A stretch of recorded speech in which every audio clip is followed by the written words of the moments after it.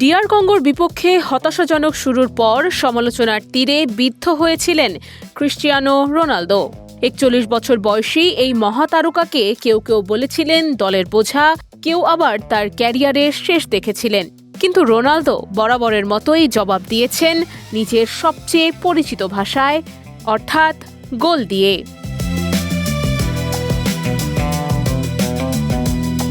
উজবেকিস্তানের বিপক্ষে পর্তুগালের ৫-০ গোলের দুর্দান্ত জয়ে জোড়া গোল করেছেন রোনালদো।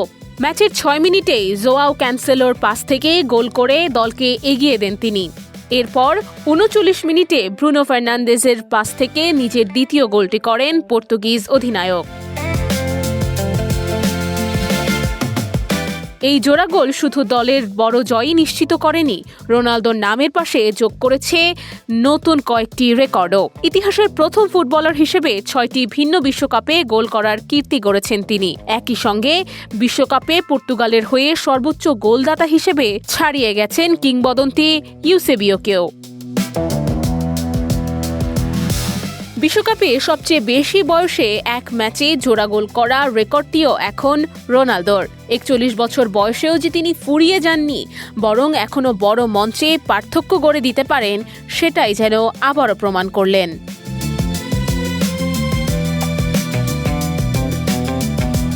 রোনালদোর ক্যারিয়ার শুধু গোলেই সীমাবদ্ধ নয়, রেকর্ডের পাতাতেও তিনি এক জীবন্ত কিংবদন্তি। আন্তর্জাতিক ফুটবলের সবচেয়ে বেশি ম্যাচ, সবচেয়ে বেশি গোল এবং সবচেয়ে বেশি জয়ের রেকর্ড তার দখলে।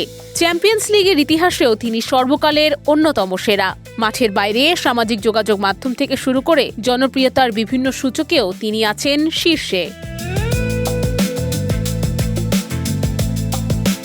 যখন অনেকেই তার বিদায়ের গল্প লিখতে ব্যস্ত, তখন রোনালদো যেন বারবার মনে করিয়ে দেন, মহান খেলোয়াড়রা সমালোচনার উত্তর কথায় নয়, পারফরম্যান্সে দেন। আর সেই কাজটি তিনি করে চলেছেন ২ দশকেরও বেশি সময় ধরে।